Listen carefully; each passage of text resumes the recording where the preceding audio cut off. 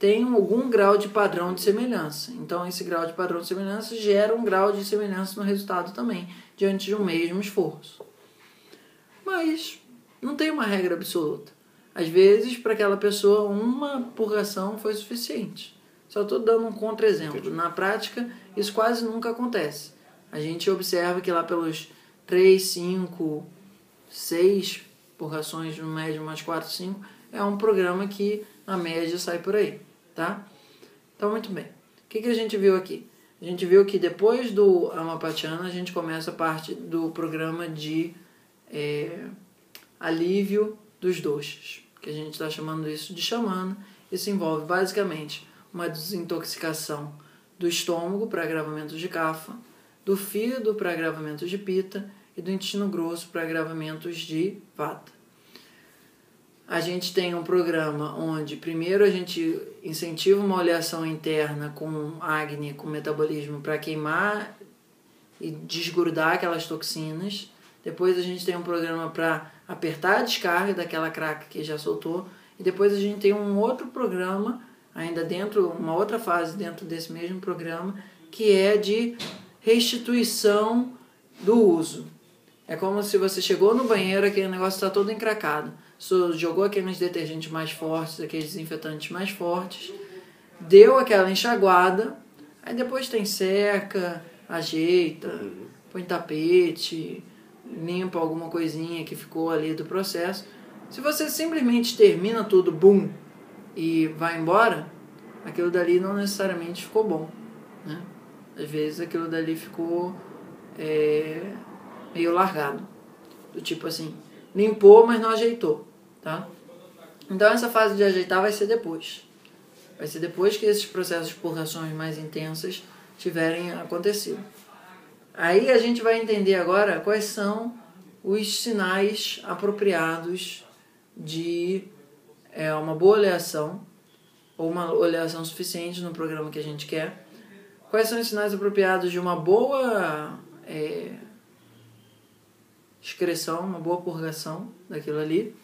E quais são os sinais de um uso insuficiente ou super excessivo, tá?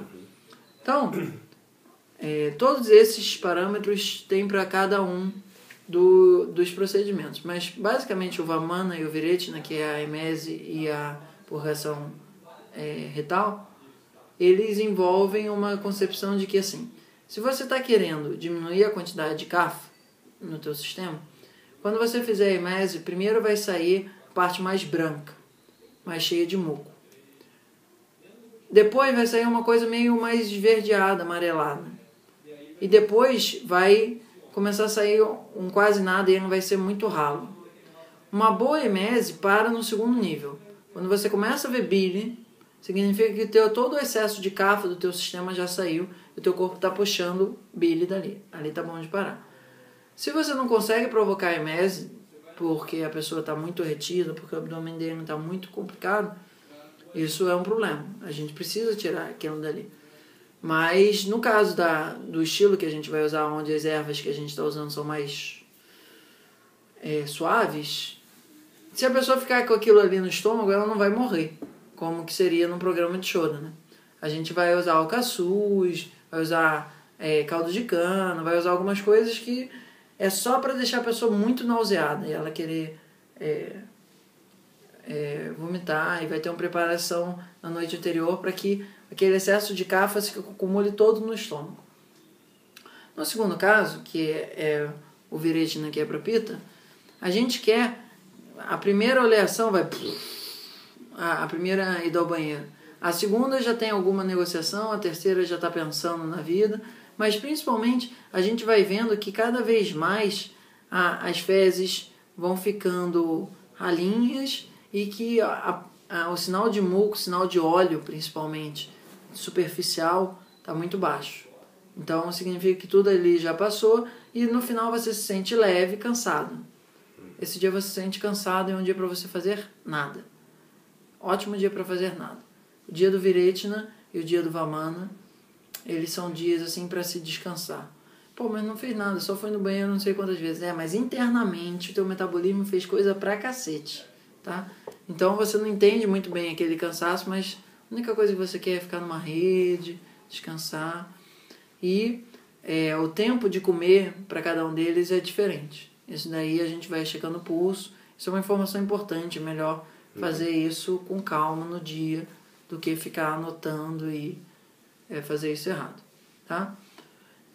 E o BAST, a gente quer fazer essa oleação de 60 ml, mais ou menos, e fazer com que, de repente, botar um pouquinho de sal de rocha. Tem alguns artifícios que tornam ele mais penetrante. Mas o fundamental é fazer com que aquilo ali, se possível, fique umas 3 horas dentro do teu intestino. A gente faz uma preparação, põe em bolsa térmica, dilata a região, vira para o lado esquerdo para quando fizer a inserção do tubinho, fazer com que o óleo escorra para dentro do sigmoide. Aí você fica ali, depois a gente vira de barriga para cima, fica com um travesseiro embaixo, não sei o que, e fica botando calor, calor, calor, calor, até que a gente sente, pelos movimentos que a gente faz de massagem, que o óleo já não está mais fazendo... Ele já meio que deu uma absorvida, e aí fica fácil de ficar umas 3 horas. Se assim, ficou 15 minutos nesse de óleo pequenininho e foi no banheiro, aquilo é insuficiente. Se depois não foi no banheiro, no dia seguinte ou qualquer coisa assim, passou mais de 3 horas e não teve que ir no banheiro, significa que teu corpo puxou aquilo tudo.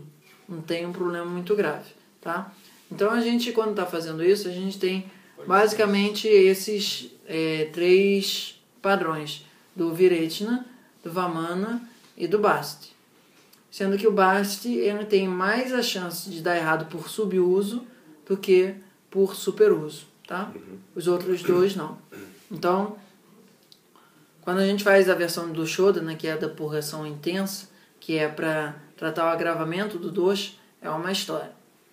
E aí é importante fazer com o médico, podendo ter o treinamento clínico que precisa para dar com as complicações desse programa numa potência maior. Numa potência suave do Xamana, isso é uma coisa que depois de um tempo você pega a prática, já sabe como é que é o processo internamente, já tem familiaridade com os sinais, depois de uns 2, 3, assim, no geral, se você quiser fazer uma versão suave disso em casa, é até possível. Não necessariamente o mais necessário, mas até possível. E o Rakta Mokshana e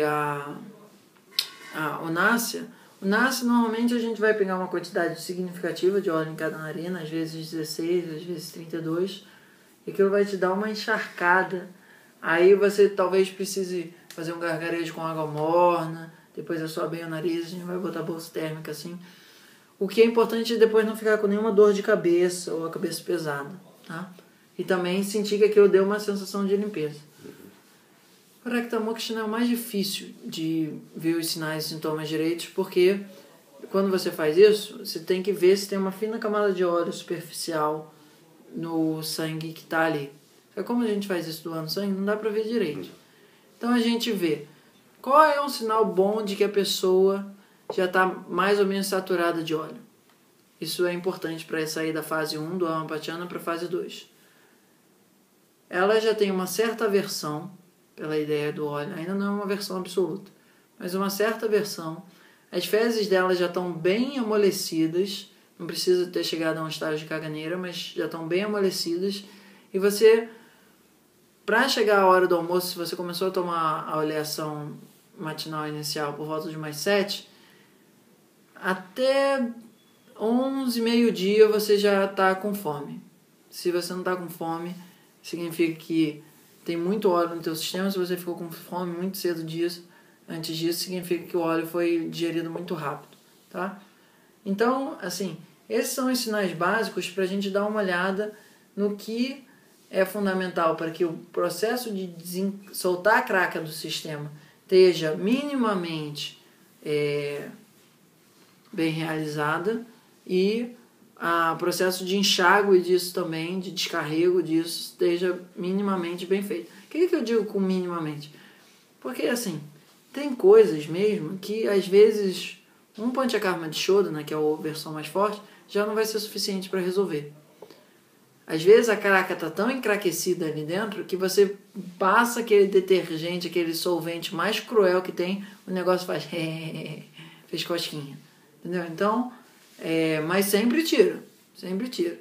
E quando é uma questão assim muito... Quando um panchakarma não resolve a situação, significa que tem aspectos mais profundos dentro do Ayurveda que precisam ser levados em consideração também. Aí são aspectos kármicos, são aspectos psicológicos, são coisas que fazem com que aquela mácula fique muito travada no teu sistema. E nenhuma mácula é para ser travada no teu sistema de uma maneira tão forte, a não ser que ele tenha um imprint, que ele tenha uma marca mental muito profunda. Tá? Mas o Panchakarma é uma prova dos 9. Se o Panchakarma não resolveu, principalmente o Shodhana, significa que a gente precisa parar e dar uma analisada. No nosso caso aqui, a gente está fazendo uma versão xamana, que é só uma faxina geral.